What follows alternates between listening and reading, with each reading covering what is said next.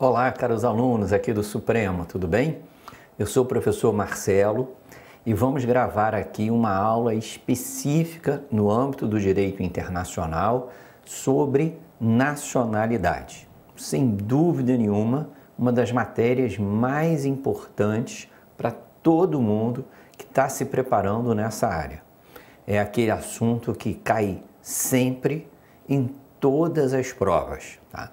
Mas antes da gente começar, vamos ter assim uma rápida apresentação, até para vocês saberem com quem que vocês estão lidando, onde o professor pode ser mais útil, que tipo de dúvidas a gente pode tirar ao longo aqui dessas nossas jornadas de direito internacional. Eu sou professor já há muitos anos de Direito Internacional Público, de Direito Internacional Privado, da Federal do Rio de Janeiro, sou professor da FGV em programas de pós-graduação, mestrado, doutorado, sou também juiz de âmbito federal, sou juiz do Tribunal Marítimo, especialista em Direito Internacional Público.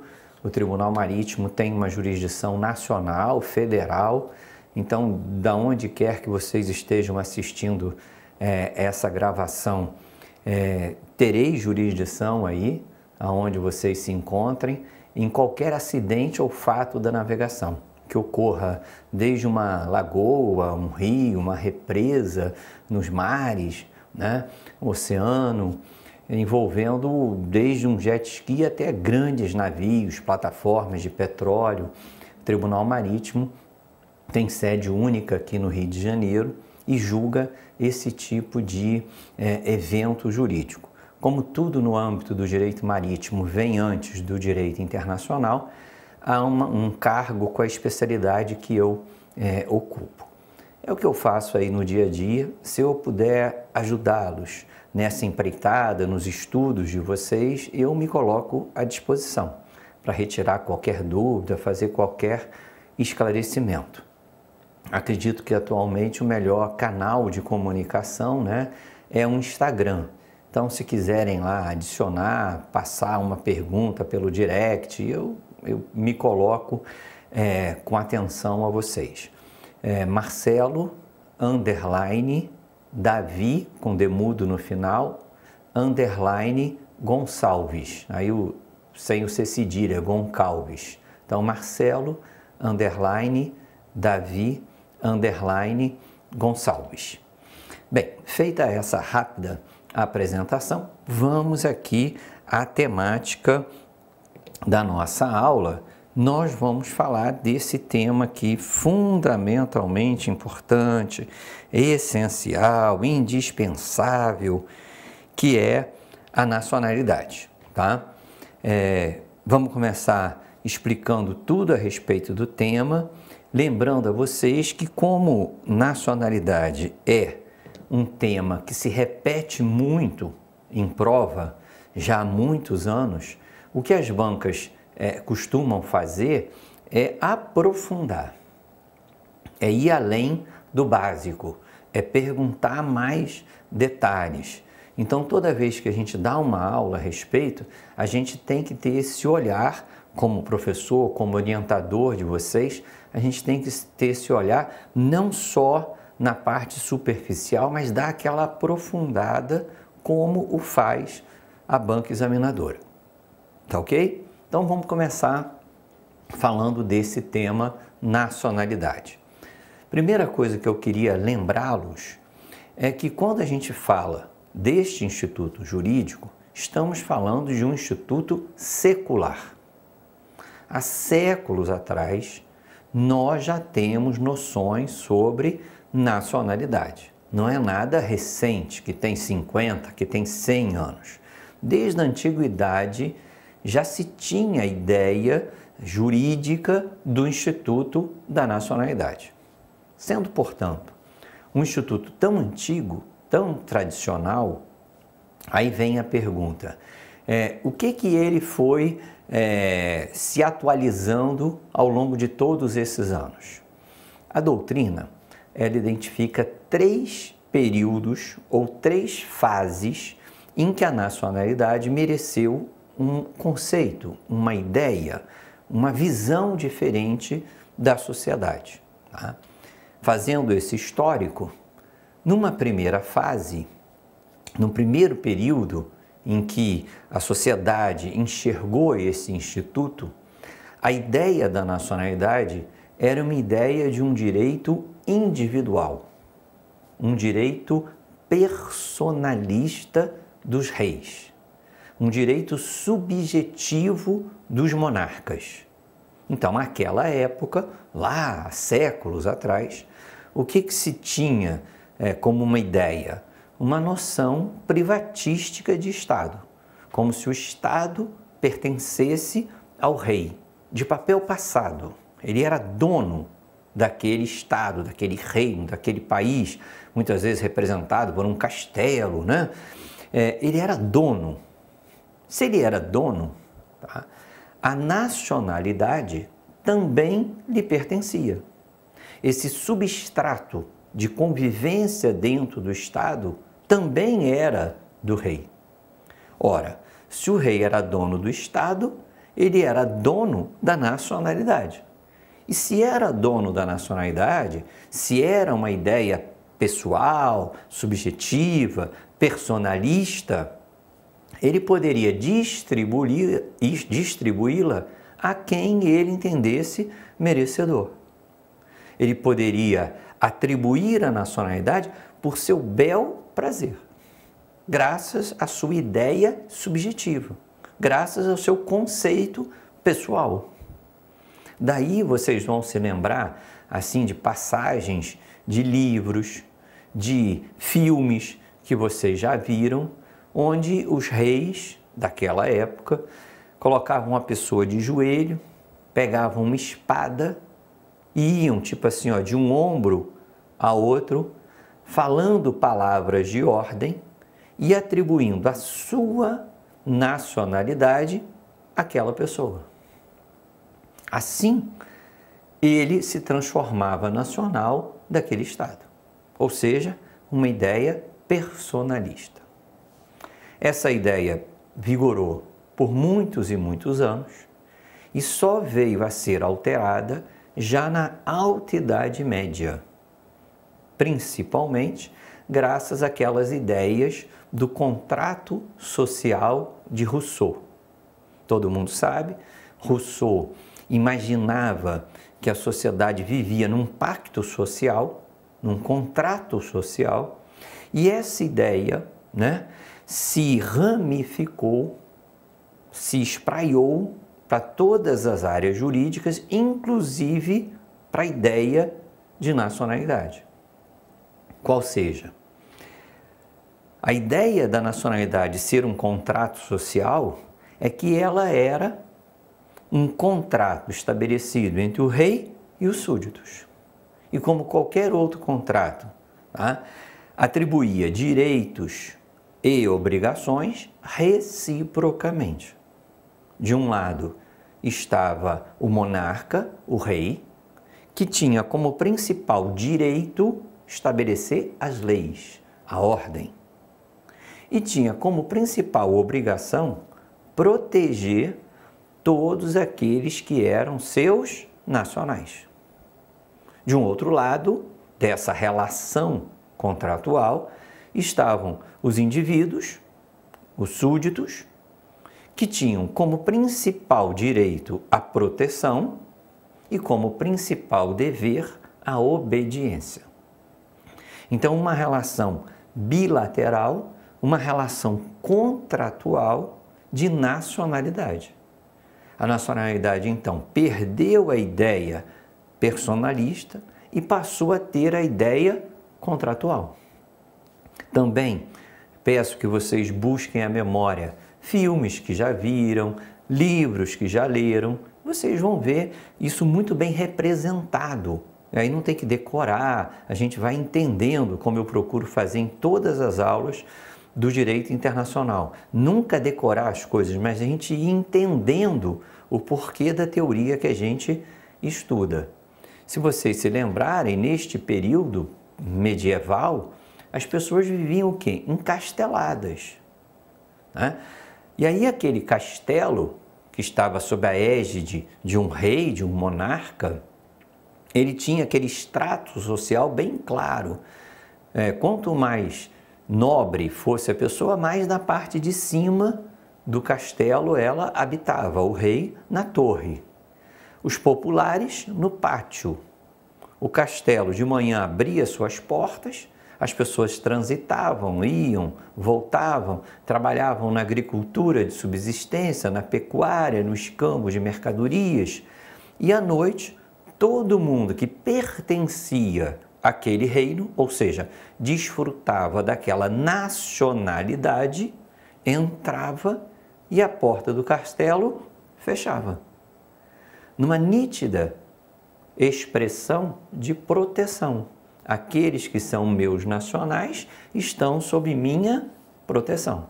Quem não é, fica do lado de fora, sujeito aos vândalos, aos saqueadores, aos animais, ao frio. Tá? Por quê? Porque não tem essa relação contratual de nacionalidade. Também essa ideia de contrato social durou muitos anos e só veio a ser substituída pela ideia atual. Então, hoje, nesse extrato evolutivo, nós estamos no terceiro estágio evolutivo da nacionalidade. E na ideia atual, que vem com o Estado de Direito, a nacionalidade não é algo personalista nem contratual, mas é um vínculo jurídico entre uma pessoa e um país. Então, a nacionalidade hoje passou a ter um pressuposto legal, jurídico, de direito, entre alguém e um Estado. Por que eu, Marcelo, sou brasileiro? Porque o artigo 12, inciso 1º, letra A da nossa Constituição, diz: é brasileiro nato, o nascido na República Federativa do Brasil. Eu nasci aqui. Como nasci aqui, passei a ter um vínculo com o Estado brasileiro. Qual é a natureza desse vínculo? Jurídico. É um vínculo legal, é um vínculo que advém da norma, no nosso caso aqui específico, da nossa Constituição, que é a lei maior. Então, hoje, o que gera a nacionalidade não é a vontade pessoal de um soberano, não é uma relação contratual de direitos e obrigações, é a lei. Como cada país do mundo tem uma lei diferente, é perfeitamente possível que eu venha a nascer com 2 ou mais nacionalidades. Nós chamamos isso de vínculo positivo de nacionalidades, ou seja, eu posso nascer aqui no Rio de Janeiro e ser, portanto, brasileiro nato, mas posso ter os pais italianos e ser também italiano nato. Por quê? Porque aquilo que gerou o meu nascimento está previsto tanto na lei brasileira quanto na lei italiana. Então, eu tenho aquilo que se chama de vínculo positivo. O que é ruim é quando há um vínculo negativo, qual seja, quando o meu nascimento, o fato natural que o gerou, não está descrito em nenhuma lei de nenhum país do mundo. Aí eu sou apátrida, quer dizer, sem pátria, porque nenhuma lei reconheceu aquele fato como integrante da concessão do Instituto Jurídico da Nacionalidade. Isso pode ocorrer, existe na prática e, na maioria das vezes, existe quando os países têm direitos radicais, normas radicais, que são aquelas que têm uma regra só, inflexíveis, que não aceitam exceções. Tipo, a Argentina diz que só é argentino o nascido em território argentino. A Alemanha diz que só é alemão o filho de pai ou mãe alemães. Ora, se acontecer uma situação fática em que um casal de argentinos está passeando, fazendo turismo na Europa E aí a mulher grávida tem uma antecipação do parto e o filho nasce prematuro em Berlim. A Alemanha não reconhece aquela criança como nacional do seu país e a Argentina, idem. Porque ele não é filho de alemães, ele não nasceu no território argentino. Então, essa criança estaria fadada a ser apátrida. Isso é algo ruim para a pessoa humana, a gente vai desenvolver essa ideia, mas é algo ruim, tanto que o direito internacional propõe tratados sobre apatrídias, exatamente para evitar tal situação. Bem, feita então essa evolução, no estágio atual, como podemos definir um Instituto da Nacionalidade? E isso é absolutamente essencial.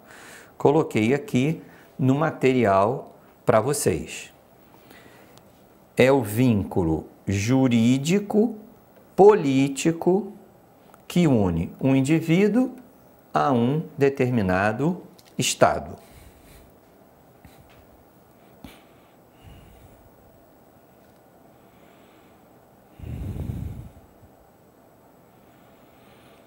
Então, a ideia atual é essa. O vínculo jurídico eu já esclareci para vocês, tá? Agora eu acrescentei uma palavra aqui no nosso material. Vínculo jurídico hífen político. E é importante eu explicá-lo a vocês. A nacionalidade, sem dúvida nenhuma, nasce da lei, nasce do vínculo jurídico. Só que depois que ela existe, ela cria um segundo vínculo, ainda mais forte que o primeiro, que é o vínculo político. Este vínculo político faz com que eu me sinta brasileiro. É mais do que ser brasileiro. Eu sou brasileiro porque a lei assim me fez. Vínculo jurídico. Só que mais importante do que isso é um vínculo político que me faz sentir nacional do nosso país. Este é um segundo vínculo de natureza diferente e mais forte, inclusive, do que o vínculo jurídico, que é esse vínculo político entre uma pessoa e um Estado nascido na nacionalidade. E eu vou além.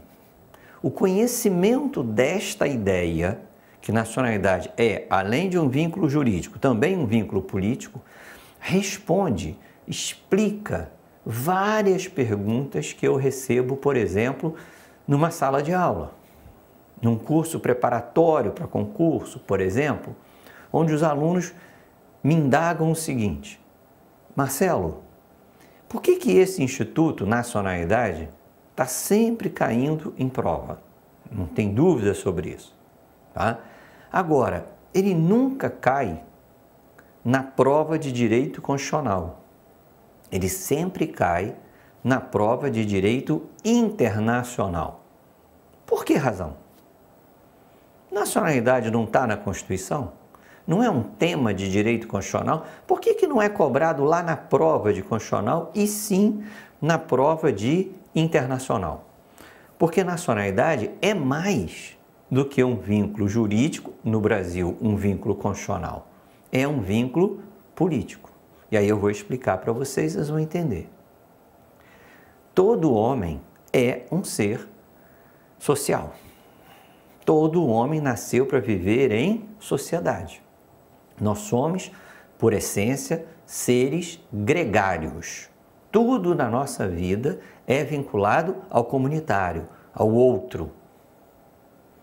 Aristóteles já dizia: o homem que prescinde da convivência social ou é fera ou é Deus. Ou seja, ou estará aquém ou estará além da natureza humana. Porque a natureza humana é de convívio social. Ora, como somos seres sociais, nós estamos o tempo todo nos identificando no coletivo. Tanto que se vocês perguntarem assim, Marcelo, como que você se define? Eu não vou me definir olhando num espelho. Eu vou me definir olhando nas outras pessoas. Porque eu faço parte de um contexto coletivo. Eu não sou uma ovelha desgarrada. Eu não estou solto, eu não estou perdido. Eu estou contextualizado sociologicamente. É por isso que cada um de nós está sempre procurando a sua tribo. Por isso que as pessoas são do grupo dos surfistas, dos skatistas, da galera da academia, da natação. Tá? A gente está sempre procurando parecer com alguém, se identificar sociologicamente, pertencer. E aí, se você é do grupo dos surfistas, você vai usar um corte de cabelo, uma tatuagem, um vocabulário, um vestuário que lhe identifica sociologicamente. Se você é do grupo, sei lá, dos skatistas, você vai ter que comprar uma bermuda ridícula que aparece o cofrinho, porque todo mundo usa a mesma bermuda. Se você é do grupo do direito, né? Se vocês me vissem não estando de férias, né? Atravessando aqui uma avenida, vocês veriam um cara de terno, gravata, aí vocês iam olhar e iam dizer, olha, eu não conheço aquele cara, mas ele é da área jurídica, porque a gente está se identificando. Ora, só que eu posso ser hoje de um grupo, amanhã de outro, mas eu vou nascer brasileiro e eu vou morrer brasileiro. Ou seja, a nacionalidade, esse nosso tema de aula, a nacionalidade é o mais importante vínculo sociológico da pessoa humana. Ora, se é o mais importante vínculo sociológico do homem, o homem que não tem nacionalidade está perdido, está solto, está agredido como pessoa humana, porque ele está agredido na sua ideia essencial de pertencer a um grupo. Ele não pertence a nada, ele não é igual a ninguém. Isso é tão importante que a Declaração Universal dos Direitos do Homem, de 1948, da ONU, que é o Tratado de Direitos Humanos mais importante da história, quando elencou os direitos individuais mais importantes da pessoa humana, vida, liberdade, autodeterminação, fim do racismo, igualdade de gêneros, entre esses direitos, está escrito lá assim, todo homem tem direito a ter uma nacionalidade. Ou seja, desde 1948, por um tratado das Nações Unidas, que o Brasil é parte, tá? Nacionalidade é muito mais do que um direito constitucional do Brasil. Nacionalidade é um direito universal da pessoa humana.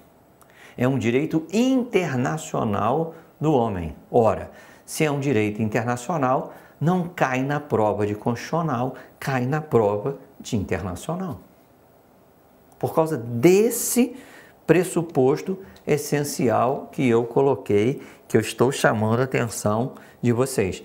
É, além de um vínculo jurídico, também um vínculo político, tá? E traz todas essas repercussões muito importantes, muito essenciais.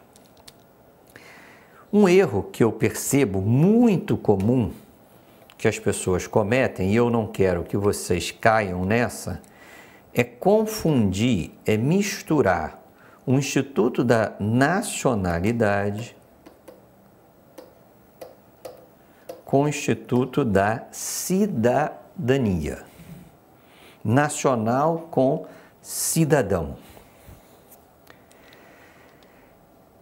E isso pode dar uma consequência grave, por exemplo, na hora de uma prova. Você pode escorregar feio na hora de uma resposta, tá? Essa confusão, entre nacional e cidadão é uma confusão que nós importamos dos Estados Unidos da América.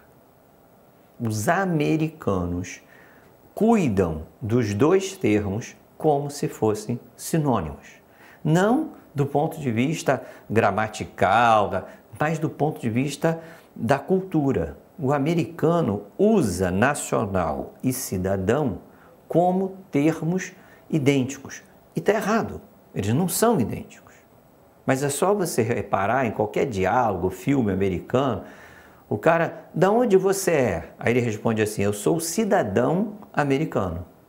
Não estou perguntando onde você tem direitos políticos, onde você nasceu. Ele, tá, eu sou cidadão americano, porque na cabeça dele é a mesma coisa, e não é. Desde a hora que eu comecei a gravar essa aula, nós temos agora 26 minutos, tá? Eu garanto a vocês que nesses 26 minutos já nasceram aqui no Brasil, tá? Umas 2 dúzias de crianças. Essa dezena de crianças, todas são brasileiras natas, mesmo tendo 10 minutos de vida, porque nasceram no solo do Brasil. Se nasceram no solo do Brasil, tem nacionalidade brasileira. Agora, essas crianças recém-nascidas, nos últimos 20 e poucos minutos, tá? Elas são cidadãs brasileiras? Claro que não. Para sê-lo, facultativamente aos 16, obrigatoriamente aos 18, elas vão ter que fazer o alistamento eleitoral. E aí, feito o alistamento eleitoral, elas vão somar a nacionalidade, que elas sempre tiveram, desde o dia que nasceram, direitos políticos. E aí, quando você soma nacional mais direito político, você gera o cidadão. Então, a cidadania é um plus em relação à nacionalidade. Pressupõe a nacionalidade, mas tem que somar direito político. Você não pode confundir isso, porque há várias situações que são de nacionais e não de cidadãos. A nossa Constituição deixa isso claro, as nossas leis deixam isso claro. Se você tem nacionalidade, mas não tem cidadania, você não pode votar, você não pode ser eleito, você não pode tirar passaporte, não pode estudar em universidade pública, pegar empréstimo em banco oficial, você não pode entrar com ação popular, porque cidadão é uma coisa, nacional é outra. Aonde está o erro? Eu escuto muitas e muitas vezes alunos meus falarem assim, professor, você está ensinando esse tema? Olha que interessante. Os meus pais são portugueses. Então, além da nacionalidade brasileira, eu também tenho a portuguesa. Então, eu tenho dupla, aí que vem o erro, eu tenho dupla cidadania. Eu tenho dupla cidadania. Não tem, não. Tem dupla nacionalidade. Tem nacionalidade brasileira e tem nacionalidade portuguesa. Você não pode confundir nacionalidade com cidadania. Para ter dupla cidadania, você teria que ter direitos políticos em 2 países diferentes. E não é o caso. A pessoa tem 2 nacionalidades diferentes e não gozo de direitos políticos. Então, foi importante definir esses pontos aqui para vocês jamais caírem nessa pegadinha de prova, tá?